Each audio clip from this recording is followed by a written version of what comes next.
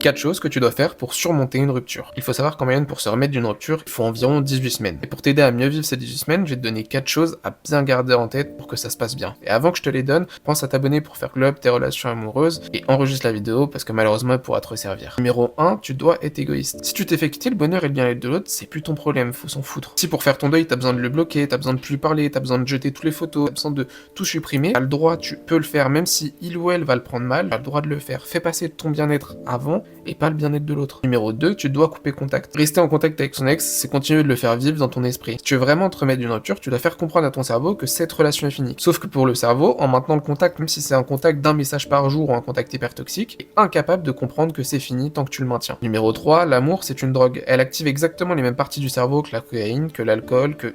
Bref, n'importe quelle drogue. Et donc la rupture va provoquer un réel manque comme un toxico. Donc quand tu romps, tu rentres dans un sevrage, d'où le fait de couper contact. Numéro 4, le temps. Avec le numéro 3, t'as dû comprendre que ça met du temps. Et comme je te l'ai dit, c'est en moyenne 18 semaines. Alors si tu te remets de la rupture en une semaine, c'est qu'en général, t'es dans un déni, dans quelque chose où tu veux pas affronter la réalité. Ou alors c'est que la rupture était présente dans ta tête depuis bien longtemps.